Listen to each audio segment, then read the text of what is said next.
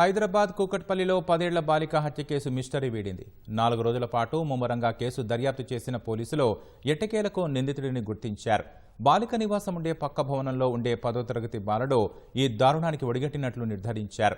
Cricket బ్యాట్తో పాటు డబ్బులు చోరీ చేసేందుకు వెళ్లి అడ్డొచ్చిన బాలికను హతమార్చినట్లు తేల్చారు. తల్లిదండ్రుల పర్యవేక్షణ లోపం, ఓటీటీలో క్రైమ్ సిరీస్ ప్రభావంతో హత్య చేసి తప్పించుకునే మార్గాలను నిందితుడు 3 రోజుల ముందు నుంచే అంతర్జాలంలో అన్వేషించినట్లు తెలుస్తోంది.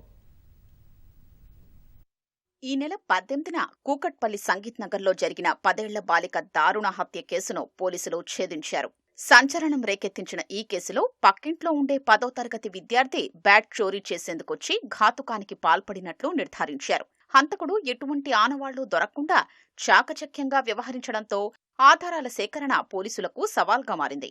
సుమారు 300 మందిని ప్రశ్నించినా ఫలితం లేకుండా పోయింది. హత్యానంతరం ఒక బాలుడి కదలికలు అనుమానాస్పదంగా ఉన్నాయని నిందితుడు ఉండే భవనంలోని సాఫ్ట్వేర్ ఉద్యోగి ఇచ్చిన సమాచారంతో పోలీసులు లోతుగా ఆరా తీశారు. దీంతో బండారం బయటపడింది. బాలుణ్ణి అదుపులోకి తీసుకుని ప్రశ్నించడంతో తానే దారుణానికి పాల్పడ్డానని అంగీకరించినట్లు సమాచారం. హతురాలు సహస్ర తమ్ముడి వద్ద ఖరీదైన క్రికెట్ బ్యాట్ ఉంది. సెలవు రోజుల్లో అదే ప్రాంతంలోని పిల్లలతో కలిసి ఆడుకునేవాడు. ఈ పక్కింట్లో ఉండే 10వ తరగతి బాలుడికి ఆ బ్యాట్ను సొంతం చేసుకోవాలనే ఆలోచన వచ్చింది. పక్క ఇళ్లే కావడంతో ఆ కుటుంబ సభ్యులు ఏ సమయాల్లో బయటకు వెళ్తారనేది పూర్తిగా తెలుసు. ఆ ఇంట్లో ఎవ్వరూ లేని సమయం చూసి కొట్టేసేందుకు పథకం వేశాడు. ఎవరైనా అడ్డుకుంటే ఏం చెయ్యాలి, ఎలా చంపాలనే అంశాల్ని యూట్యూబ్, వెబ్ సిరీస్ ద్వారా తెలుసుకున్నాడు. 3 రోజుల క్రితమే చోరీ చేసే తీరు గురించి కాగితంపై ఇంగ్లీష్లో రాసుకున్నాడు. మొదట ఇంట్లోకి వెళ్లాలి, గ్యాస్ స్టవ్ టేబుల్ వద్దకు చేరాలి, గ్యాస్ పైప్ను కట్ చెయ్యాలి, ఆ తర్వాత డబ్బులు తీసుకుని ఇంటిని లాక్ చెయ్యాలి, గ్యాస్ను లీక్ చేసి బయటకు రావాలి, ఇంటి బయట తాళం వేసి బయటపడాలి. ఇది ప్రణాళిక అంటూ మిషన్ డాన్ అనే పేరుతో నిందితుడు రాసిన కాగితాన్ని పోలీసులు స్వాధీనం చేసుకున్నారు.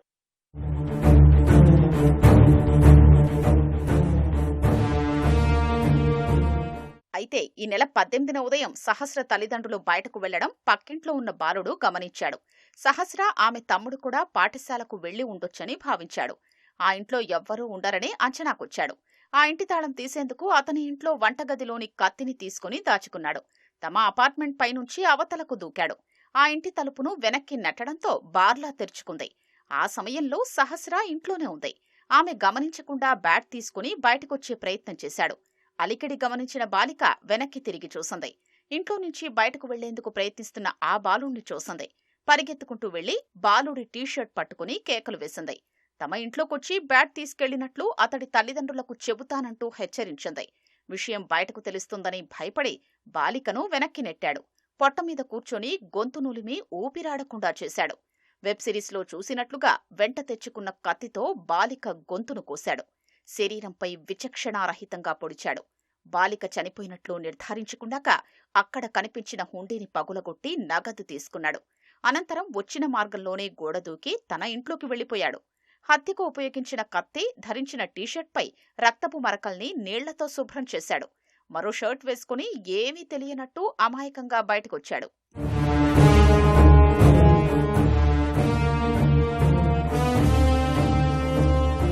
హత్య అనంతరం పోలీసులు క్లూస్ టీంలో రంగంలోకి దిగాయి. కొందరు అనుమానితుల్ని అదుపులోకి తీసుకుని ప్రశ్నించారు. అదే ప్రాంతంలోని కొందరు పాఠశాల విద్యార్థుల్ని పిలిచి సహస్ర స్నేహితుల గురించి వివరాలు రాబట్టారు. వారిలో ఒక బాలుడు మాత్రం ఇదంతా కరుడుగట్టిన క్రిమినల్ చేసి ఉంటాడని, ఎలాగైనా అతన్ని మీరే పట్టుకోవాలంటూ పోలీసుల్ని కోరాడు. తాను కూడా పోలీసు అధికారి కావాలనుకుంటున్నానని, సిఐడిలోకి చేరి హంతకుల్ని పట్టుకుంటానంటూ అమాయకంగా చెప్పడంతో పసితనంగా పోలీసులు భావించారు. చివరకు అతడే నిందితుడని తెలిసి నివ్వెరపోయారు. కేసు నమోదైనప్పట్నుంచి పలు కోణాల్లో దర్యాప్తు కొనసాగించినా చిన్నపాటి ఆధారమూ లభించకపోవడంతో ఈ కేసును ప్రతిష్టాత్మకంగా తీసుకుని ఘటన జరిగిన ప్రాంతంలోని కుటుంబాల నుంచి సమాచారం సేకరించారు.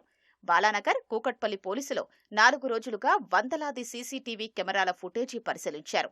హతురాలు పక్క అపార్ట్మెంట్లో నివాసముంటున్న సాఫ్ట్వేర్ ఉద్యోగి ఇంటి వద్దనే పనిచేస్తున్నారు. హత్య జరిగిన రోజు తమ అపార్ట్మెంట్లోకి గోడ దూకి వచ్చిన ఒక పిల్లాడు ఇక్కడే 10 నుంచి 15 నిమిషాలు కూర్చున్నాడని కూకట్పల్లి పోలీసులకు సమాచారమిచ్చారు. ఆ పిల్లాడి రూపురేఖలు, అతడు ధరించిన దుస్తుల ఆధారంతో బాలుడు సమీపంలోని ఓ పాఠశాలలో చదువుతున్నట్లు గుర్తించారు. పాఠశాలకు వెళ్లి బాలుడి గురించి ఆరా తీశారు. అతడు ఆ రోజు పాఠశాలకు రాలేదని చెప్పారు. అనంతరం హతురాలు పక్కింట్లోని బాలుని అదుపులోకి తీసుకుని ప్రశ్నించడంతో క్రికెట్ బ్యాట్ కోసం వెళ్లి తానే హత్య చేసినట్లు చెప్పాడు. హత్యానంతరం కత్తిని అక్కడే కడిగి తన ఇంటికి తీసుకొచ్చి ఫ్రిడ్జ్ మీద ఉంచారని, రక్తపు మరకలు అంటిన షర్ట్ను వాషింగ్ మిషన్లో వేసినట్లు వెల్లడించాడు. హత్యకు ఉపయోగించిన కత్తి, రక్తపు మరకలున్న టీషర్ట్, చోరీకి పథక రచన చేసిన కాగితాన్ని పోలీసులు స్వాధీనం చేసుకున్నారు.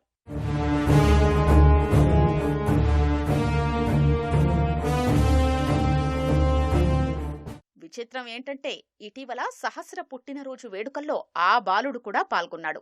కేక్ కట్ చేసి సహస్రకు తినిపించి శుభాకాంక్షలు చెప్పాడు.